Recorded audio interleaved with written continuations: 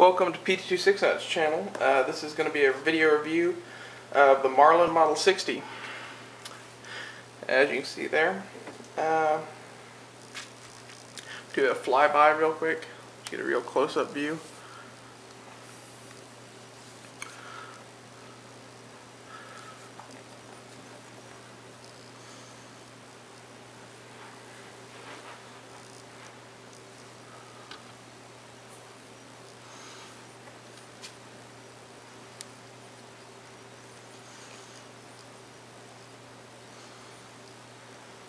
This one does have a little Tasco scope on it. Might knock out a review on it right after this, so ready for 2 videos featuring this gun. The gun itself is an American classic. I mean, this is one of the first really reliable semi-automatic 22s. That was a rifle, sorry. There were semi-automatic 22 pistols and stuff like that before this.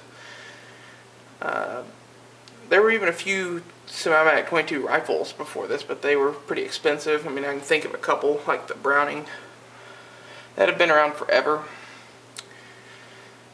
You can even tell that this is a fairly old design just by the magazine technology. It's a tube. I mean, you don't get much more old school magazine-wise than that. Okay, philosophy. This is a recreational gun you can go rabbit hunting, squirrel hunting with, take kids target shooting with, go shoot tin cans, whatever it is you want to do, you can go do it. So small game and recreation, and a youth gun. That's pretty much all the POUs for this particular gun. There are some 22s that branch out into other areas, but most of the ones you're going to see me bring up are going to be either those POUs or maybe a tactical trainer, okay? Or occasionally a target gun, but there aren't going to be too many of those. They aren't really that useful unless you need to shoot really, really tiny groups with really underpowered ammunition. Then they're useful. Okay, that pretty much covers philosophy of use. One more note on that though. I can't even count the number of people that probably learned to shoot on a gun just like this. Flip it over here. You've been looking at that side long enough.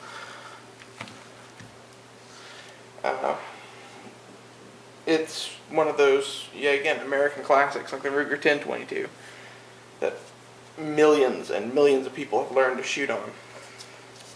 Okay, track record. The Marlin Model 60 in several variations can shoot any 22 caliber ammunition. I don't think this is one of them that can do that, but they can shoot short, longs, and long rifles on some models. That gives them, actually, in my opinion, a very good track record, because despite that fact that it shoots all of those, it's known as one of the most reliable 22s. That's just unheard of, that it shoots all of those and is still known to be that reliable. Part of that may be in fact due to the magazine being tube fed, but I would say it's probably just the design of the action more than anything. So the track record is very good. Caliber, I already said, it's either 22 long rifle or 22 long rifle, 22 long, 22 short, and I think there's even shorter than short that you can get like little CB caps and stuff. And some variants of this will shoot all of those. This one isn't one of them. I have had them before though. I think they weren't made by Marlin, the ones that did that. They were like a Springfield Armory made gun or something like that. Magazine. It's a tube fed magazine. I actually don't know exactly how many fit in there. I've never counted it. It doesn't really matter. It holds as many as it holds. It's somewhere a little over 10 rounds, I think. And I know I'm going to get comments saying, you don't even know how many rounds it holds? Well, it's a 22. And it's a 22. I don't shoot very much at that. So yeah, I don't know how many rounds it holds. I've seen it hold as many as 10, I know for sure. I would imagine it's probably closer to 14. But you could find that on Marlin's website, how many rounds it holds. Accuracy, I would call it good. It's an average accuracy. It's probably as accurate as a 10-22, except you can't get like heavy barreled versions and stuff of this. You can't trade it out for other barrels, really. It's not like a 10-22 in that way. So it's as good as a stock 10-22, I would say. Plenty accurate for what you're going to be doing with this gun. Size and weight, it's, you know, I would say perfect for larger children and adults. It's not really a youth gun. It's not meant to like have a 3-year-old shoot. It has a pretty good length of pull on it. So like children 12 and up could handle this gun no problem. Weight, I'd call it right around 4 pounds. It may be a little heavier than that though. Weight's not really a big important factor to me. If it is to you, you can go look that up on Marlin's website yet again. Ergonomics. It's going to take a hit here. Actually, I should have hit this in magazine too.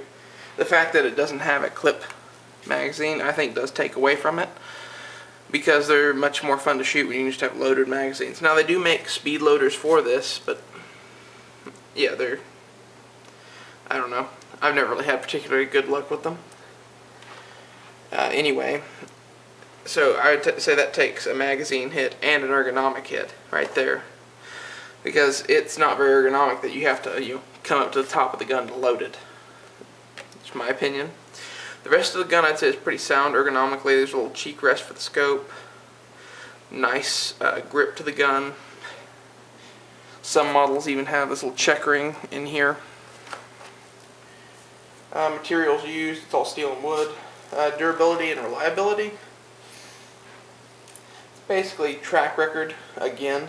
I'm not sure why I actually have both of those on here, but I'm going to go ahead and do it again because I always do it. It's very durable. You could probably shoot this gun to where it wouldn't function anymore, but it would take a very long while. And it's very reliable at the same time. Variations, there are tons of variations on this gun. I'm not even going to go into them. Just anything you could possibly want in a tube fit 22 you could probably get. Accessories. There are little loaders, I already said, for this magazine. You can get sling mounts for this. They screw in.